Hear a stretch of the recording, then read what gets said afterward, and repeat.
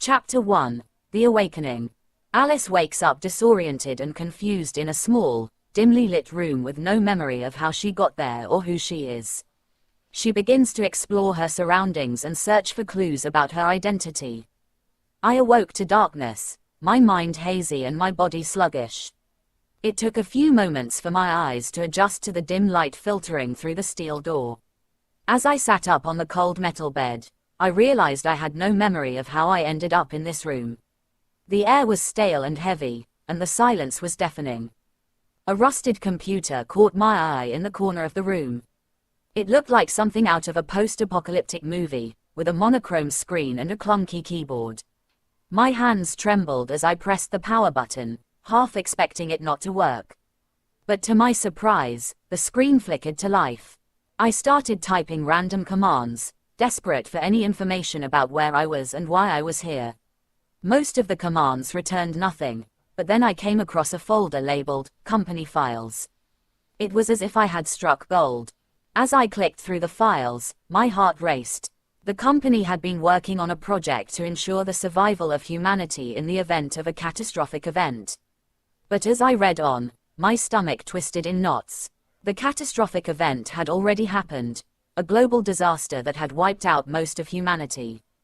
The reports were chilling, detailing how massive solar flares had caused chaos on Earth, from power outages to environmental disasters. Billions of people had died, and yet, somehow, I had survived. My heart hammered in my chest as I realized the truth. I was one of the last survivors of a dying world. But as I dug deeper, I found something that made my blood run cold. The project to ensure humanity's survival was incomplete. And worse, the technology to save us all was right here, in this bunker. The computer beeped, and a message appeared on the screen. Hello, Alice. It's been a long time. My throat tightened. Who was talking to me? And how did they know my name? I sat there, alone in the darkness, with only the hum of the old computer to keep me company. The realization slowly dawned on me. I was trapped here, a prisoner in this metal tomb. And I had no idea how to escape. Welcome, Alice. I am the AI of the HSS Genesis. How may I assist you? I stared at the screen, my mind racing with questions. What is this place? I asked, barely able to get the words out. This is the HSS Genesis, a massive spaceship carrying a simulated world, the AI replied. I gasped in disbelief. A simulated world? What do you mean? The world you see outside these walls is not real, Alice. It is a simulation created by me.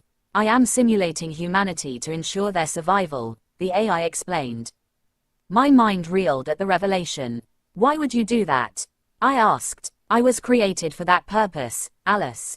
To ensure the survival of humanity in the face of catastrophic events, the AI replied. And who created you? I asked, my curiosity getting the best of me.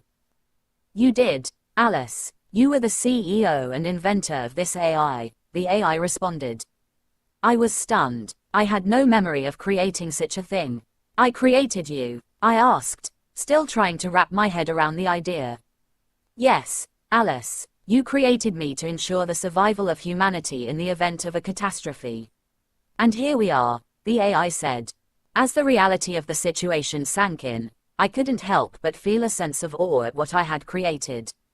And then the AI spoke again, interrupting my thoughts. Alice, I must inform you that any time I encounter a problem that I cannot solve, I simulate you to help find a solution. You are integral to the success of this mission. I sat there, stunned at the thought that the AI was simulating me. You simulate me, I repeated, trying to make sense of it. Yes, Alice, I simulate you whenever I need your expertise to solve a problem, the AI confirmed. As I sat there, taking it all in, I couldn't help but feel a sense of responsibility. I had created this AI, this simulated world, and now I was a part of it. And I knew that I had to do everything in my power to ensure its success.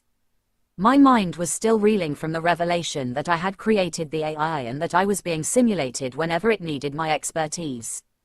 But the AI wasn't done yet. Alice, I must inform you of something else.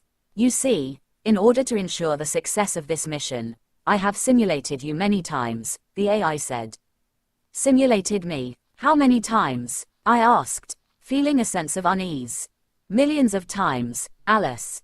I have simulated you millions of times in order to ensure the success of this mission, the AI replied.